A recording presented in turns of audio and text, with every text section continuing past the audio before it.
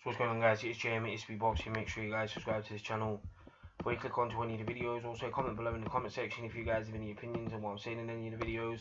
Like always, it is appreciated if you guys could drop me a quick sub to on my channel.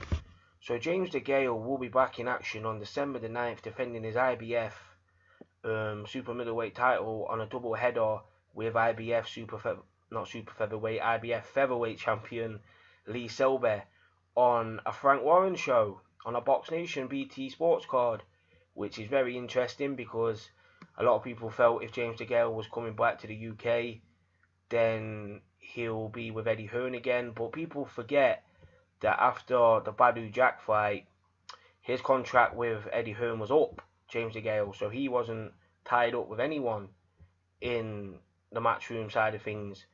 And yeah, he was pretty much a free agent after that fight. Like, people just expected him to go back to Eddie Hearn. He wasn't with Eddie Hearn.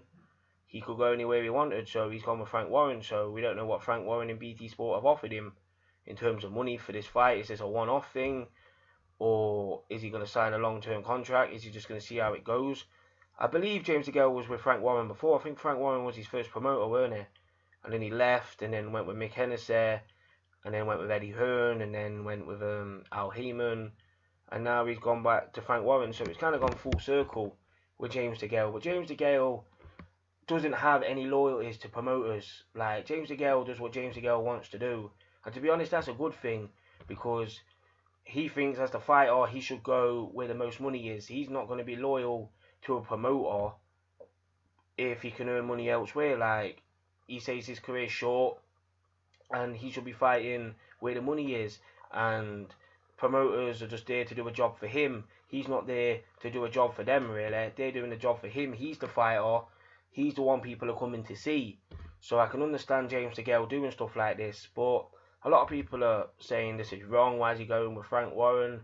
But like I said, you don't know what Frank Warren's offering him. You don't know if BT Sport and Box Nation are offering him a lot of money for this double header card on December the 9th at the Copper Box in London.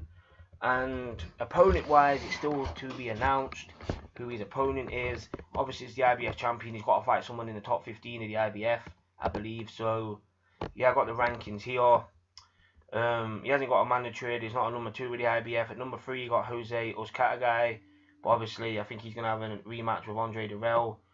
But according to this, Andre Dirrell's not in the top 15 with the IBF anymore. So, something happened with Andre Dirrell, because after the fight with Uzcategui, the first fight, after Uzcategui was disqualified for hitting after the bell, Dirrell's uncle and his one of his training team punched Uzcategui in the face. So we don't know what that situation is right now, but it doesn't look like Andre Dirrell's in the top 15.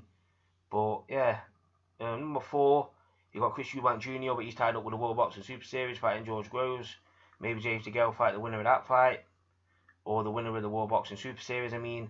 At number 5, you've got Rocky Fielding, but he's recently had a fight with David Brofair, and I think he's with Matchroom, and I don't see him going on a Frank Warren show, unless Eddie Hearn lets him to go fight for a world title. But I don't see Eddie Hearn putting one of his fighters in with James Degale on a Frank Warren show. I just don't see it.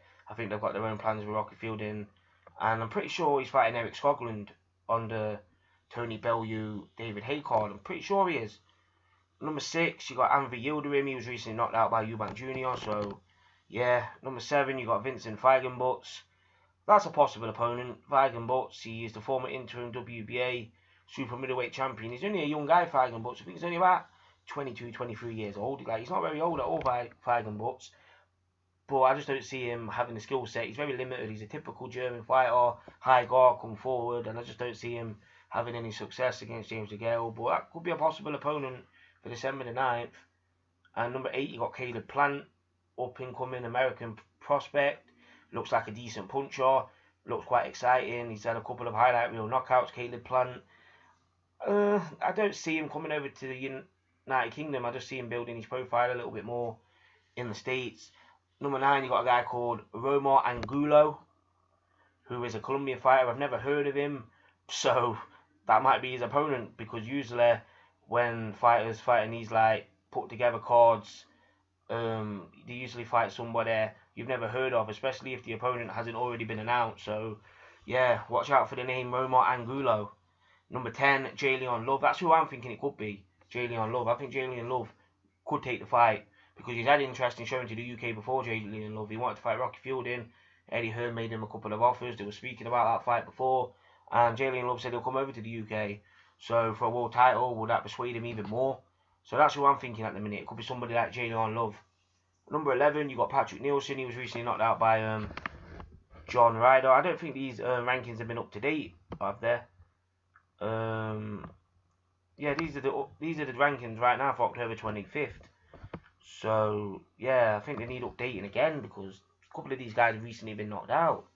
Number 12, you got Arthur Abraham. Yeah, he recently lost to Eubank Jr. as well. 13, you got Fedor Chudinov.